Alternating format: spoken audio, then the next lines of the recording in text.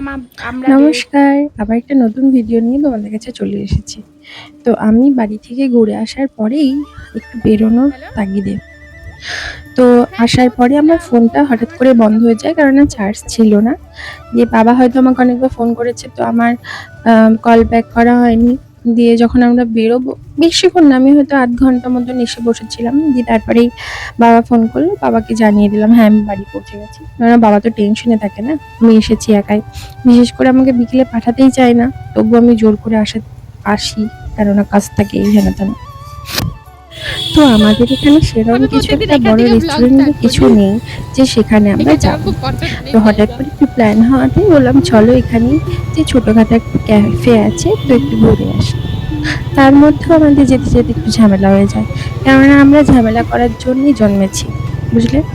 তো রাস্তার মধ্যে গেলেই বা কোথাও যাওয়া আসা কি আমরা একটু বেরোলে পরেই ঝগড়া। তো তারপরেই একটা ক্যাফে ডিসাইড করলাম যেতে যেতে চলো এই ক্যাফেতে ঢোকা যাক। অবশ্য আমরা কোনোটাতেই যাইনি এখনো পর্যন্ত, এই ফার্স্ট টাইম 2 বছরের মধ্যে যাচ্ছি কোনো ক্যাফে, তাও আবার একসঙ্গে। আমি এমন একটা মানুষকে বিয়ে করেছি যে আমাকে কোথাও নিয়ে যেতে সময় পায় না, কেন জানি না। তো এই ক্যাফেটায় ঢুকলাম, আর ভালো ছিল।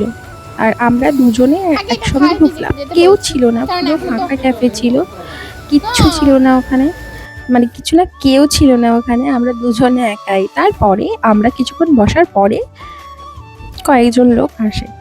দিয়ে তারপরে আমরা ওখানে বসেই কি খাবো সেটা ডিসাইড করে যাইনি, তাই ওখানে গিয়ে ডিসাইড করলাম কি খাওয়া যায়।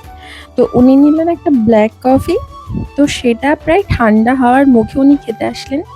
আর আমি নিয়েছিলাম একটা রেগুলার কফি, তো বেশ ভালো ছিল। একটু যদি সুইটটা বেশি হতো আমার মতো যে ঠিক ছিল, একটু চিনিটা যদি বেশি থাকতো তো, তবে বাদবাকি সব ঠিকই ছিল। অ্যাম্বিয়েন্সটা খুব সুন্দর, আমার খুব ভালো লেগেছে। আমি আবার বলেছি নেক্সট টাইম যাবো, কিন্তু আমাকে নিয়ে যাবে নাকি আমি জানি না, তবে আমার ইচ্ছা আছে আর একবার যাওয়ার। এই যে একসঙ্গে সময় কাটাতে গেছিলাম, সময় উনি কাটাচ্ছেন, তবে তার ফোনের সঙ্গে। আর আমি এটাই দেখানোর জন্য ক্যামেরাটা অন করেছিলাম যে দেখো, ও যতই আমার সঙ্গে থাকুক, ও আমার সঙ্গে থাকে না, ও অলরেডি ফোনের মধ্যে ঢুকে বসে থাকে, সেটা আমাদের ঘরেই হোক আর বাইরেই। ফোন ওনার চাই আর ফোনের মধ্যেই ঢুকে বসে থাকে, আমি কি সেটা উনি জানেন না। তো এখানেই বলতে বলতে আমার কফিটাও চলে এসেছে, আর ওর কফিটাও। এর মধ্যেই হাসছিলাম, উনি চিয়ার্স করে খাচ্ছিলেন ওইটুকুই। তো এটা খাওয়ার পরেই ভাবছিলাম যে কি খাওয়া যায়। আর মানে আমরা কিছু আগে থেকে প্ল্যান করে যেহেতু যাইনি, সেহেতু ওখানে ভাবছিলাম কি করবো, কি খাবো। আর আমি একটুখানি না স্পাইসিটা এখন একটু বেশি পছন্দ করছি, কেন জানি না। আমি আগেও বেশ স্পাইসি খেতাম, তারপরেও একদম খেতাম না, তারপরে আবার খেতে শুরু করেছিলাম একটা। তো এখন আমি ভাবছিলাম একটু স্পাইসি কিছু যদি খাওয়া যেত খুব ভালো হতো। তো ওর মধ্যে আমাদেরকে মেনু কার্ডটা দিয়ে দেওয়া হয়েছিল, তো ওর মধ্যে অনেক কিছু ছিল না শুধু ফিশের কোনো আইটেম আমরা পাইনি।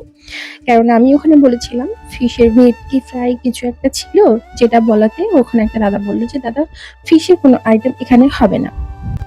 তো ফিশের কোনো আইটেম না পাওয়ায় অগত্যা আমাদেরকে চিকেনেই ভরসা করতে হলো।